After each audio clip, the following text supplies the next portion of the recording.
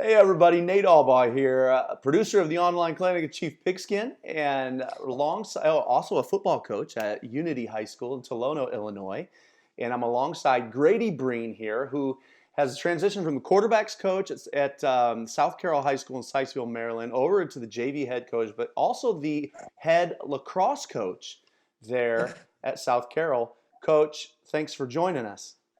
Thank you. Thank you. It's always a pleasure being football Twitter's ambassador to the lacrosse community.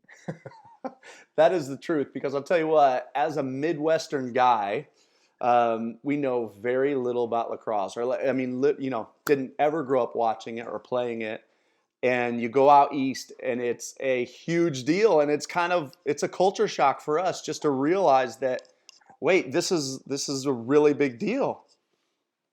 Yeah, it's a good time, and I every year I see each sport affect my coaching in the other sport for good ways. For good ways. Yeah, actually, that's a conversation I really want to have.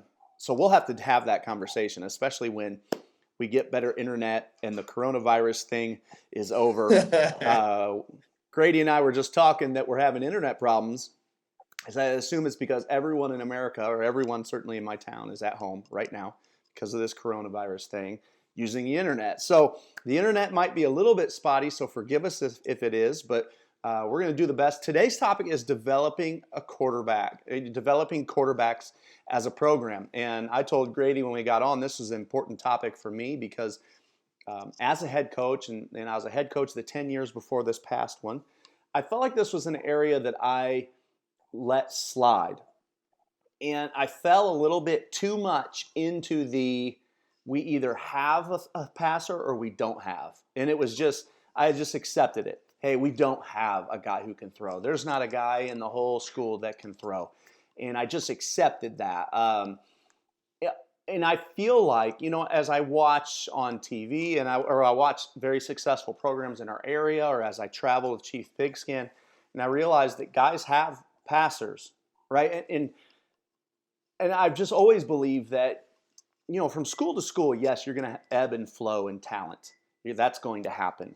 But you get what you emphasize. And if you emphasize having a passer, then you could probably improve on having a passer. And that's an area where I knew that I had a severe shortcoming. And so this topic, just want to turn it over to Grady and let him talk a bit about developing quarterbacks as a program, how you can help your program develop a passer. So without further ado, I'm just going to turn it over to Grady, let him go. He's a QB guy, and I think has some insight to share on this topic.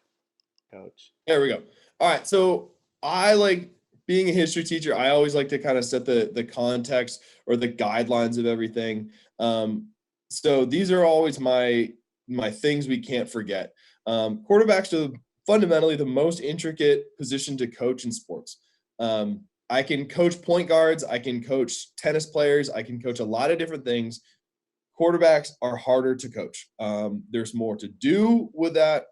There's just so many intricate variables within coaching quarterbacks that no other position has. I've said that before. I'll continue to say that. I doubt anyone will disprove me. I doubt anyone would argue with that.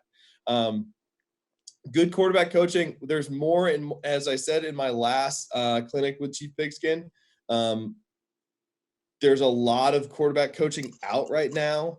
Unfortunately, too much of it is monetized in a negative way. I say that very, very delicately, meaning that everything tries to be behind kind of this paywall. And I'm not saying coaches shouldn't make money. I'm just saying that good quarterback coaching is still rare, and coaching the position is changing. That's a good thing. But if we're staying how we were in 2015 or 2016 or 2010 or 2008 or 2004, you are going to get left in the past. So, like anything, it's evolving. Football's evolving. We're going to talk about that a little bit later. And then if you really think about the difference between good programs and great programs and incredible programs is the line of succession between positions. Now, mind you, there's a lot of programs out there nationally, maybe in your state or your region or your county or just your general area that you know about, that somehow, some way always have that running back that goes for 1,800 yards, or already always has 6 D1 offensive linemen, or, 3 kids who run a 4.5, or, like when I think of quarterback succession, I think of Evangel Christian Academy in Louisiana that had like 11 straight first team quarterbacks. That's incredible. That's absolutely incredible. So when we think of the difference, we think of the line of succession. Now, some areas just draw from populations that are just richer than the best soil out there. I don't live in that, and that's not to take shots at anyone. That's just to say I live in an average area, rarely average area with average kids, etc. With that being said, the impetus on developing them is on me, knowing that I'm not going to have a kid who is either going to get drafted in the first round to the Tampa Bay Devil Rays as a pitcher while also playing quarterback. There's more good passers out there than we give ourselves credit for. Okay. We're not going to have Trevor Lawrence every year. If we have one in our one in our career, we are blessed. But we can't just sit down and be like, well, I don't have that kid, because that is just laziness on ourselves as coaching. So my thought, as I think more and more about this, is that we need to create a line of succession and a line of development and a program organization within our program. And that's good program development. But the first and foremost position that we need to do this for is quarterback. Because if you can have, and I'm gonna get to this a little bit later, if you can have your middle school or your freshman or your JV or whatever low-level quarterback talk in the same terms with your senior who might be going to do whatever, play at the next level, not play at the next level, etc. If you can have them share those exact same terms and develop and think in the exact same way, you will be okay. You will be. After quarterback, I would say offensive line, but still quarterback is more challenging in terms of finding that guy than offensive line. And the really hard part is when you have that guy who might have played, 2.5 seasons as a starter. For example, I started for 3 years at my high school. Two of them, I wasn't very good, but it's still 27 starts that you're going to have to replace. Okay. So when we think of line of succession, we have to realize, how can a kid have his first start actually feel like his 4th or 5th or 6th or 7th start, or maybe his 10th start, because that's what this is all about. Okay. As football is changing, the quarterback is changing, and we're going to have to we're going to have to understand how to develop as coaches, or we will be left behind. There's a lot in that statement, and I want to be clear as I go through this that it's not about overcomplicating or oversimplifying, but really developing as coaches. Okay. What drives me nuts is when we just kind of shortchange ourselves and be like, well, that's not the kid. Well, every kid can improve. What you're really saying is that's not what I want to do. Okay. Every kid has a different ceiling, but it's our responsibility to help him to reach it. Guys, I wasn't very good. Like, I was okay. Like I always say, I was a homeless man's Kellen Moore. Okay. With that being said, I achieved the best possible football I could play. That's the impetus there. So next slide for me, Coach. All right, questions we need to ask. I think questions are always a good way to kind of start things off. So first and foremost, how can we make sure all of our QBs are thinking the same way? Okay, because what you don't want to have happen is say, well, this kid's going to think about it like this kid's going to think about it like that, so on and so forth. That's not to say that you need to like go down to your youth program or go to whomever and say, you need to suddenly run the 4 wide spread in 4th grade. I'm not saying that, because that's a challenge. I know really good programs do that.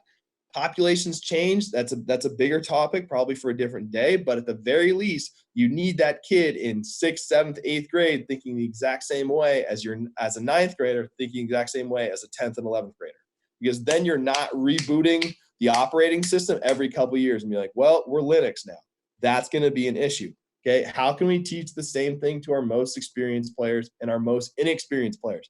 This has been a huge emphasis of mine, because what I realized was I was talking about football with players who only thought like I did. Okay. I'm a coach. I eat, sleep, and breathe football. If anyone follows me on Twitter, they realize how much I think about the sport. Okay. At the same time, I need to communicate in very simple ways between the kid who might have started for 2 years and my freshman, or my, I need to be able to like understanding it, kind of differentiating it in the exact same way. So I can look over at this kid and be like, who blitzed and what were we running here? And then talk about it in the exact same way and kind of be saying two things with the exact same sentence. More to come on that later. Okay. 3 and 4. I've seen this a lot. And it scares me, to be honest. When a lot of times when guys don't know a ton about quarterbacks, we tend to like oversimplify things. And that, or especially with like young quarterbacks, that to me is scary, because then you end up delaying potential development for your quarterbacks. Okay. So it's not, it kills me when somebody says, well, we're not going to see that on defense, or, well, it's going to look like this, or, well, it's going to do this. And then what's terrible is when you send a kid out and say, well, okay, just do this and throw it here. Or like, that's all we need to do. And then you say, well, just throw it to that guy. What if something bad happens? Okay. Like if you say like, you're never going to hit a red light. Like, we don't teach driving like that. Well, you're never going to hit a stop sign, so don't worry about it. No, you just tell a kid, this is the procedure when you hit a red light. This is when there's a stale yellow. This is a yield. This is a stop sign. Okay. Now you might say, this is what we want you to focus on, but we need to be careful about trying to simplify it just to try to make the kid feel comfortable. Okay. I'm going to coach, remind me to circle back about numbers, because at times we also do the opposite, which I'll talk about right now. Okay. At the second point, we also tend to, at times, I've done this a whole bunch, overcomplicate things in order to create a false sense of security of the guy who knows the stuff. Okay. One thing that I've kind of really come in contact with lately is a lot of what coaches should be doing, or at least what I've thought recently, is two things. We should either coach in a way that we have to develop as coaches because the kids are catching up to us, or coach in a way that we remove ourselves. What I mean by that is, can a kid am I coaching this kid in a way where he comes over to me and tells me what I was going to tell him before I even said it to him? That's great. That is absolutely fantastic. Okay. Rather than me feeling like, oh, heck yeah, I get to be the guy who gets to yell that he didn't throw away from safety rotation. How much more comfortable would it be if he comes over to me and goes, Coach, I should have seen safety rotation there. They did this, or they went bump and run. That is a better situation than us being able to reenact whatever our high school glory days were. Okay. Are you seeing football as different than what it actually is? I think, and Coach, a lot of this stuff has been my own reflection, or what I've seen from like other guys. I think sometimes we make football out to be this like not 11 on 11, but like 3,000 on 3,000. And we're like, I woke up and I read Art of War, and that's what today is. So we need to make sure that we're, a step ahead on like 7 different things, and like check the dew point and make sure that no, like football is 11 on 11, but pass game is not 11 on 11. It's usually more like 4-on-4 or like 5-on-5 or 3-on-3. And when I go back to points 1, 2, 3, and 4, you're really just telling kids like, okay, you're looking at this 4-on-4 situation or that 4-on-4 situation, not 11-on-11, not 1,000-on-1,000. It's not every fan against every fan. And I think sometimes as coaches, and I say this again, pointing the finger directly back at me, go home and ask your quarterback what all of his classes are. Because especially if you've got an older kid or even if a younger kid, if he's sitting there in chemistry, okay, coach, I go from geometry to chemistry to US history to gym with lunch in between. And you're going to tell me that like cover 2 is more complicated than that? No. You need to look yourself in the mirror and be like, it's not that hard. It needs to be well taught, but it's not that hard. Okay. Then what I go every year into is how can we get to a kid to a good level of success faster and more efficiently than we did? That's tricky. It took me 3 years, 27 starts to be like, oh, this is how I can do this. How can I limit bad start 4 through 6 before he has great game 7? How can I I lost my first start on a pick 6. Kid read my eyes, throwing bubble, one-handed it and scored. Okay, it was a 7-6 game. We lost 13-7. How do I limit bad game 1? How do I have it okay game 1 and then half decent game 2 and then good start 3? How can I do that? Because again, I want to coach in a way that eliminates myself rather than just constantly handing out, oh, this is how much I know. So continue. All right, baseline of quarterbacks.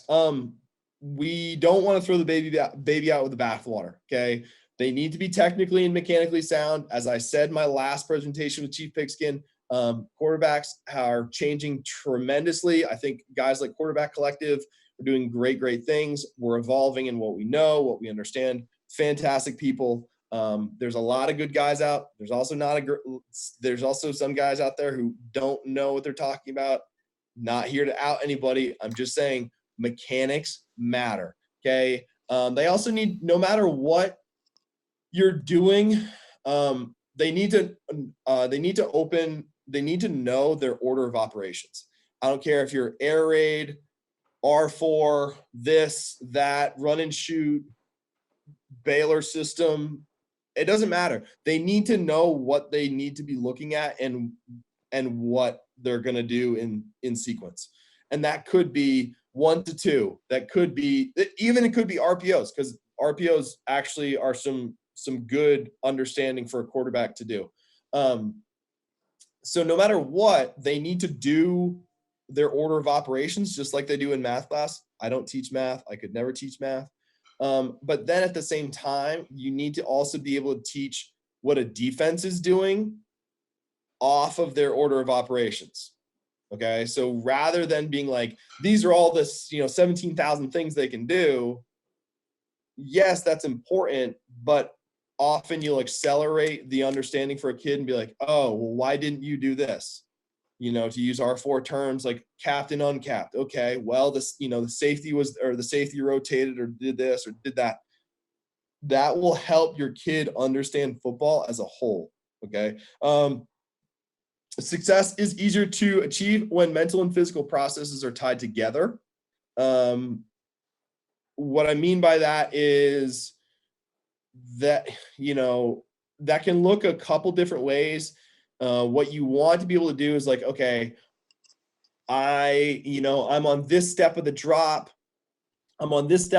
So I don't want to, I shouldn't be looking at this concept for too long, or my weight isn't underneath me because it was a bad snap, so I can't throw this part of the concept. You just need the mind and the body need to work in sync. Getting the physical, like technical, mechanical side of things is probably the most challenging part of it. But when those things, click in sync, or at least are related to one another, that's when a kid can really take off. quarterbacks have to know football. Like, the threshold for a kid to succeed without really knowing football is so much higher than the average kid walking through your doors. It's just tough. And at that point, your kid's just, okay, what is he going to do? Like, just throw deep balls? Like, there's so much, even just in simple, like, country coverage, like country, like spot drop zone coverage, there's so much traffic on any given play that if a kid doesn't know, like, oh, I don't even need to look at the Mike linebacker, he's going to run into issues. So he has to understand what's going on and like learning, like, okay, this is getting better, and this is getting better, and this, okay, this is different.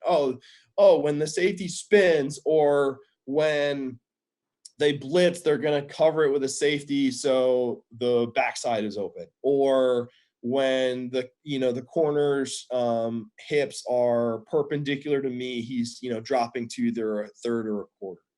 Those are those little things that the quarterback has to get better with. He has to learn and be accountable to himself. He has to be passionate about it, because there's difference between a quarterback and a thrower. A thrower is eventually going to run out of something. I'm going to talk about what to look for in a quarterback a little bit later.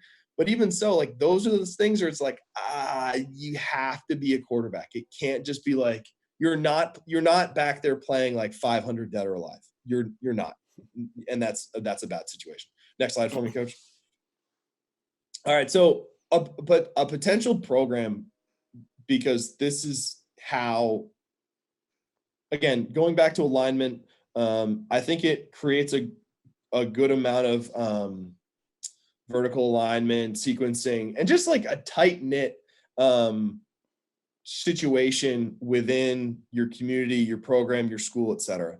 I've got a Snapchat group with my old head coach, the quarterback who was two guys after me, the quarterback who was after him, the quarterback who was right in front of him, and the quarterback who was after him. So there's like 5 of us in our old, and we're playing the QBBQ at my head coach's new house this summer when all this calms down. That's the kind of stuff that you want to align, because that'll help everyone, because like, oh, hey, in this situation, maybe you can look here. And then you can have kind of like peer-to-peer stuff, and be able to say things that everyone understands no matter the situation. Okay, so number one, these are some things you can probably cut them out. You can probably cut 1 or 2 out. Maybe you'll have something to add, but I think these are some good bedrock things. Include all potential throwers for at least a time trial basis. What kids quickly realize, or most kids quickly realize, is that there's a difference between playing catch with your friends and playing quarterback. Like, there's a difference between like, hey, run really far and throw it, and playing quarterback, because there's so many more balls that you need to throw. Okay, we're gonna fire it here. We're gonna put some air on it. We're gonna do this. We're gonna do this. It's not just, here, let me play catch with my dad. If a kid likes playing catch with his dad, he's probably more likely to, but it's not just how far can I throw it. You never know who might develop. And then honestly, I try to keep as many players who like the position. Again, if a kid likes the mental side of it, or enjoys that kind of diligence to it, he'll probably develop differently than the kid who might just be a superstar athlete. Okay. Now, mind you, you can probably figure out a way to get that superstar athlete in a good situation. But again, it can be overwhelming if you suddenly get put in a situation where it's like, oh my gosh, I have the ball and I have to make a decision, and it just looks like it's Frogger in front of me. There's just so much traffic and I don't know where to look. Have structure, but also freedom. This is something that I've been kind of developing recently. I live in a situation where we don't have a ton of kids, or we have some young guys. We have a couple returning guys. But I think we only have probably 1 or 2 kids who are like consumed by playing quarterback. Like in the winter, they're still a quarterback. In the spring, they're still a quarterback. In the summer, they're still a quarterback. Now, mind you, it's okay to have kids who aren't consumed by it, but the kid who's consumed by it will develop more because it's just more like serotonin to the brain of like, oh yeah, like I enjoy this even if it's in June or February. I know some big schools, some big, very successful programs are like, yeah, I meet with my quarterbacks. I meet with my quarterbacks in, March at 6:30 a.m. and we watch film. Don't get me wrong, that's great, but I also think you need to have some freedom in terms of like, hey, we're not going to meet this for January. We're not going to do this, or we're not going to throw a ball until February 1st. You guys, I want you to draw as many of your ideas as you can, because that will put it on a kid, and I'll touch back on this a little bit later, in a way that will still help him develop. And you'll also be able to see like, wow, this kid took 12 pages of notes of just ideas that they came up with, and he learned something on his own rather than me just kind of going back and, all right, spoon feed this like this baby bird. Okay. At the same time, you also want to be teaching things in a way that can relate to the other things they do. And again, this is my bias because I coach 2 sports. So I need to be able to say, okay, I want my quarterbacks to play lacrosse, or I want my quarterbacks to play other things because it'll help them just as humans, as athletes, as students, as people. But then I want them to be able to say, oh, okay, in this situation when there's a 2-on-1 in basketball, that's really either a horizontal or a vertical stretch in football in any zone coverage. That's it. And the kid goes, oh, okay. Like, so we need to kind of, and again, this kind of goes back to sometimes we overcomplicate things of just like, they're seeing probably the same images they are in any other sport. So if we can kind of if I can teach football through like playing pick and roll in basketball, or playing, give and go in lacrosse, all of a sudden the kid that might be the light bulb, be like, hey, it's not that outside of the ordinary. How can I teach a kid during their vacation? I want them to be passionate on their own time, not to burn them out. Don't get me wrong. I don't want them burning out, but I don't want to say, well, you have to Skype me at, 2:00 on Tuesday, even though you're in Florida at the beach. No, if you're in your notebook on an airplane drawing out plays, by all means, go for it. That's literally how I learned 95% of the football I know. But I need to kind of be able to be like, okay, this is how we're going to operate things. Same style of communication. This is a big one, because, and this again is kind of my bias, that same style of communication in your oldest players, the additions of scaffolding should become the variable. So basically, if you look at all of math, up until really like calculus or like trig, don't get me wrong, some of geometry you're solving for letters and angles and stuff. But for most of math, you're using the exact same numbers. Maybe you're solving for variables, but you're still ending up with numbers. So when we talk about math for most of a kid's life, it's like, okay, you're still dealing with 0 through 9 in some combination. So that's kind of how we need to look a little bit more at quarterbacking or pass game or development, et cetera, because then it's like, okay, Jimmy, in your 4th grade game, now mind you, if you have enough vertical alignment to talk about this, in your 4th grade game, or when you went out with your friends and you played monkey in the middle, and you had a kid running back and forth, or you were picking between 2 receivers and there was one guy in between, and you were throwing that. Jimmy, that's a horizontal stretch. You're stretching a defender between 2 people horizontally.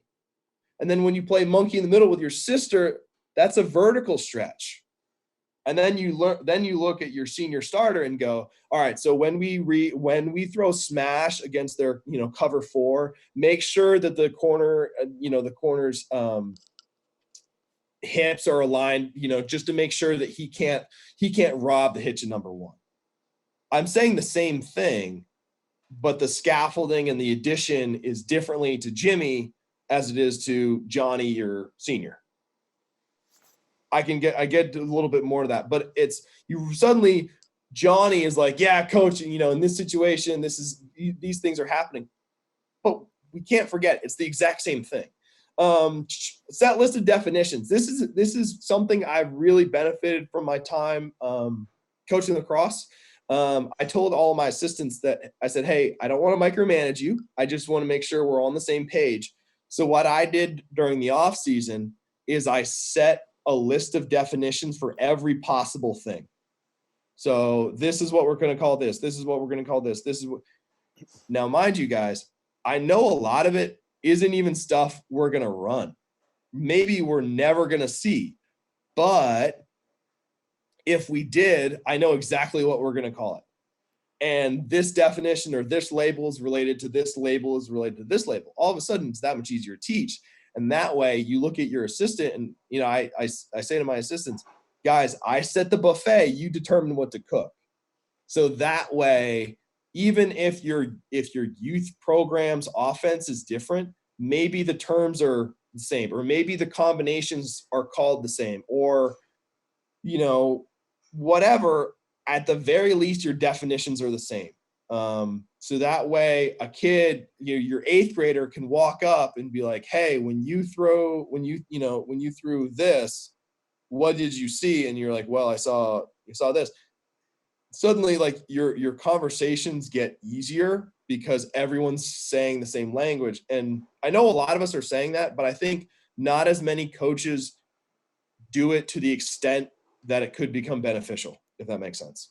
Like, what I'm trying to say is, if we, for every combo, I need a definition for even stuff outside of my offense. That way, if a kid comes to me and says, hey, coach, what about this? At the very least, I have it defined and related to everything else they already do. Emphasis on empowerment for your quarterbacks. One of the absolute best things I've ever done is given homework during during fall camp, where the quarterback has to go home and teach someone something. What I mean by that is, like, whenever I go over stuff, I say, hey, go home and teach this to your mom. And they're like, wait, what? Because I think what we undervalue at times is how much you can learn from teaching something. So I'm like, hey, go take one of our plays and write one of your plays, draw something, and then teach both of them to your mom, what your read is, what you're trying to get to, what the coverage might be, et cetera. Because then you suddenly realize, you're like, kid, go, oh, it's not that hard. It's really not that hard. Like, it's this and then that, and it's this and then that. Like, it's not that bad. Because then you create more of a two-way communication, which it just benefits everybody between themselves, peers. Good. Next slide for me, coach. Okay, so example of simplification. This has been kind of my thing. Now, mind you, this is not to say there's not like concept families. I know the R4 system's big on that. I know then you can get it. Really, any kind of system is going to group things into certain things. This is what I've seen even behind that. This is like the 50,000 foot view of all of pass game. Okay. All pass plays, could be proven wrong, would be all ears to do it. Okay. Are one of these. Either they're a horizontal stretch, 4 verticals, a vertical stretch, smash, levels, shallow, etc. Horizontal stretch plus 1, snag, scat, dagger, something like that. Or vertical stretch plus 1. Or sorry, a horizontal stretch, that would be dagger, that'd be different. Vertical stretch plus 1. So, okay, we're going to have this and then this. Or we're going to do this and then that. Basically, you're aligning. Now, a lot of you could everyone could just kind of say, well, you're talking about triangle reads. This isn't groundbreaking. And I'm not saying it is. I'm just saying like that way you can go in and say to your 8th grader, you just threw slant flat off the overhang linebacker. And then you can talk to your senior quarterback and say, well, when we threw the NCAA concept and you read post dig on the free safety, it's the exact same thing. It might be at a different depth. It might be this, but it's the exact same. Okay, I've got somebody going higher and somebody going lower, and we've got somebody in between. That's what we're getting at. And all of a sudden, the senior and the 8th grader are having a very similar conversation. Okay. The variables that you add on, again, going back to like the change of, how we're approaching math, variables would then be like key reads. Maybe I've got, a seam read in the middle of the field. And then if the safety's here, I'm going this way, and the safety is over there, I'm going this way. Then you can be like, okay, maybe I'm going to go +1. And if this happens, I'm going to go vertical stretch. And if I go +1, I'll go horizontal stretch. But most things are going to come down to those things. Now, man coverage can still align some certain things. I know that there's going to be talk about like best route available, et cetera, but you're still going to be stretching, you're going after the field in some sort of way that's going to do either this or that. If players can more quickly see the patterns behind the patterns, that's been a big emphasis in terms of how I teach lacrosse now. Of like, hey, everything's going to come down to these shapes. Okay. If we can do that for football in a way that's like, okay, this is what we're looking at, it's really not that different. Maybe the timing's going to be different, but other than that, it's really all the same. I think we can get back to like a more efficient, wow, suddenly the kid is thinking much more deeply about football more efficiently than we did. Is that it for me? Great job, Coach. Man, I loved so much of that. Man, I had a handful of questions written down. Well, I'm just gonna Cool. shoot one at you. Um, what are like maybe two things? One, what the number I guess is insignificant. A couple of things. Some of the most important language to share, would you say, between if we just talk even freshman through senior, or if you could reach down into your youth program, what would be some of the main language you'd like to share, have that common language amongst your freshmen through your seniors? Just a couple of specific examples. Okay, so first and foremost, I think as coaches, we need to stir up more reflection for our players to be like, so I always have to remind myself to ask like, why did you do that? Or like, what did you see? That's a really important one, because what we might see in the film and what the kid might see is two different things. So reflection overall, then I would talk about like maybe leverage or stress, because in those little moments of when a kid be like, okay, if a kid can at least throw away from leverage, like even if you're just running like one-on-ones, be like, well, Timmy's to Tommy's outside, so I'm going to throw to the inside, or Jimmy, the limit, the parameters are endless. But if you can get your young kids to think about leverage and stress, that could be huge. Then outside of reflection, limits and stress, then I would just, it's hard to put it into words, but I think one thing that I did well, and I did it since I was little, and it helped me because I didn't have a great arm, is I could think like 1 to 2 steps ahead. By that, I mean, like if you have, so take a great thing that especially youth program coaches could do is just have kids race and have them like stagger. Like, okay, like Joey's 2 steps ahead. What's Timmy going to do? Well, if Joey's 2 steps ahead and Timmy catches him, and is even, ask your quarterback who's going to win. Because what the kid doesn't realize, he's predicting a race, but that's every receiver going after every cushion of every corner ever. So then you suddenly realize, well, if he's caught up to him, he's probably going to win because he was at a deficit. And we can say that as coaches, oh, he broke cushion, yada, yada, yada. But if a kid is just good at predicting who wins a race, suddenly a kid can throw a deep ball. You know what I mean? So those are kind of those little things of like kind of breaking it down. What I would do is, again, and I think I said this in the clinic I did with you this summer, is break it.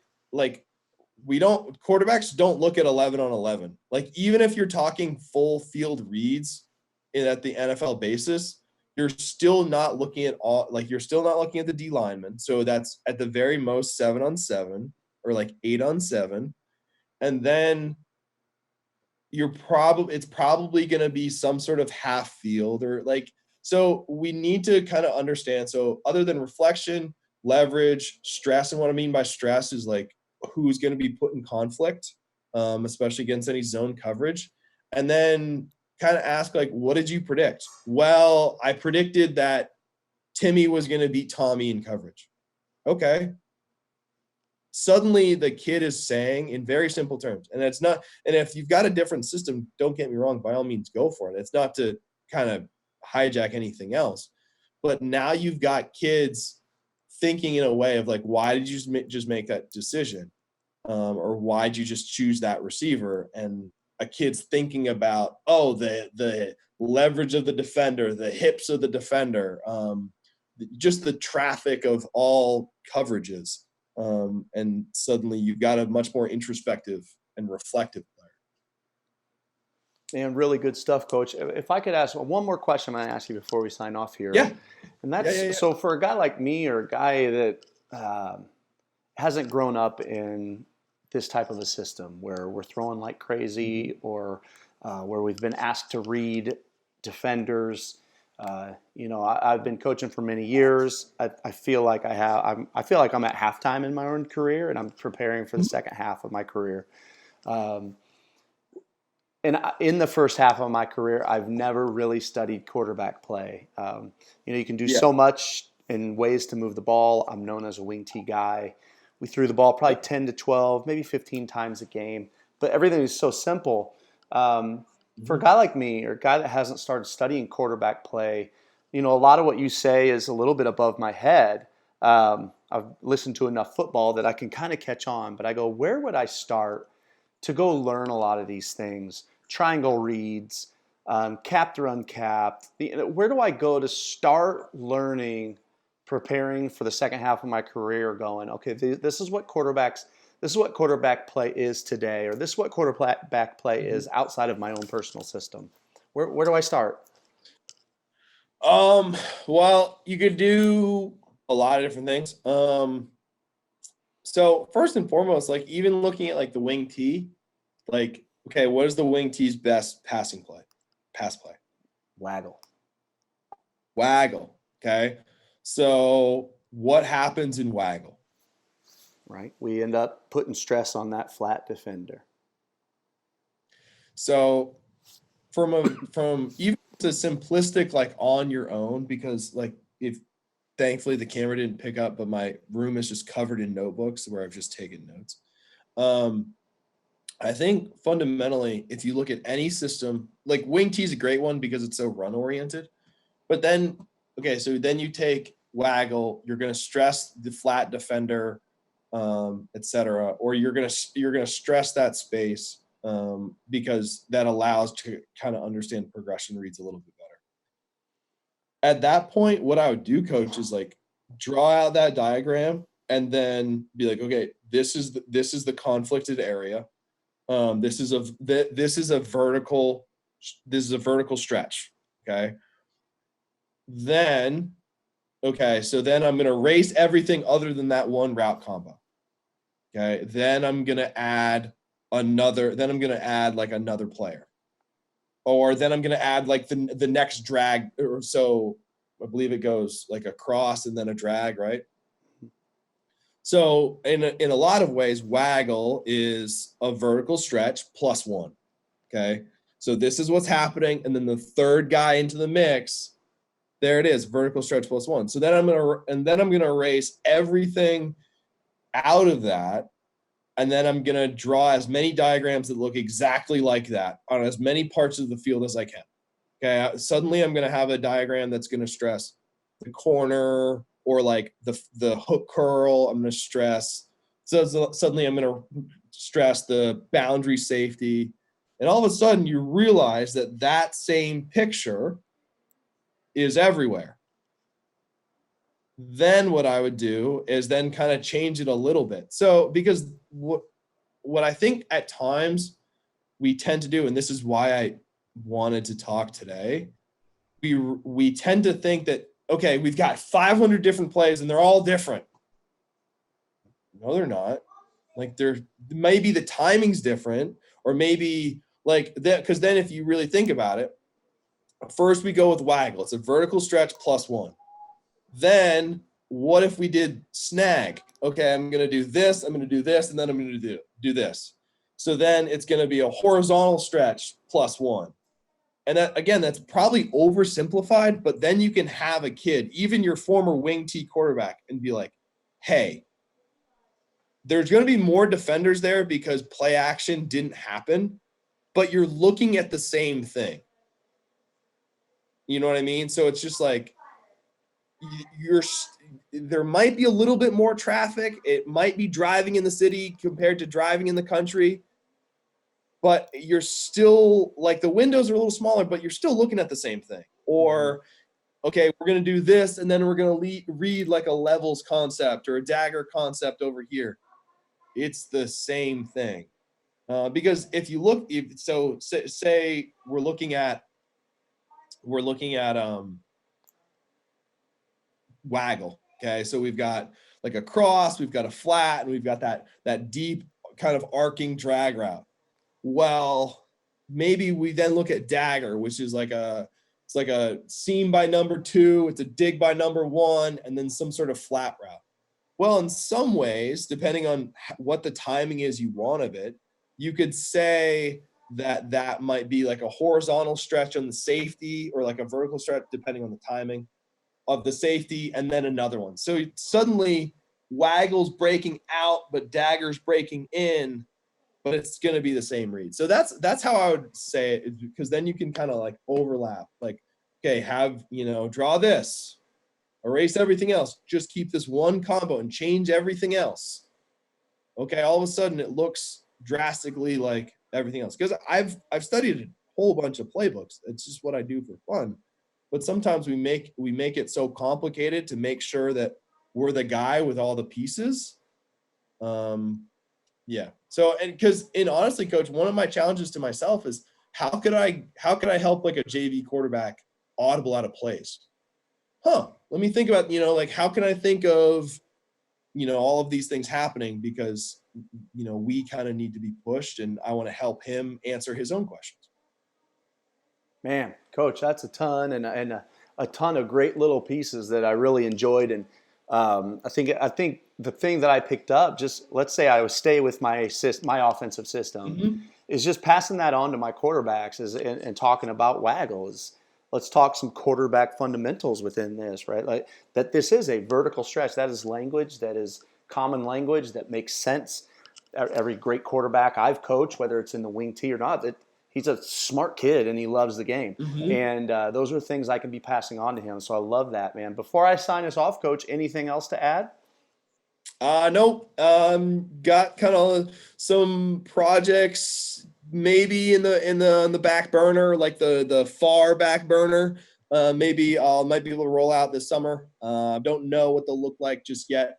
You can always find me on Open Cross Plant on Twitter. Always down to talk ball, especially in isolation. So let me know if I can do anything for anyone. Please let me know. And yeah, that's about it, guys. Great, man. Hey, if you love football, you love quarterback play or lacrosse, look up Coach Breen. Find him on Twitter at Open Cross Plant. He also has 2 50-minute presentations on the online clinic. You can find that. I'll link that below. access to the online clinic, $9.95 a month, anytime, cancel anytime. He's got 2 presentations on there. One is attacking gaps from the outside in. The other is quarterbacking fundamentals. Both of those are 50-minute presentations and excellent, and really enjoyed my trip out east to see him there. So, hey, look him up. Look us up at Chief Pigskin. Thanks for joining. We'll be back to talk more football soon.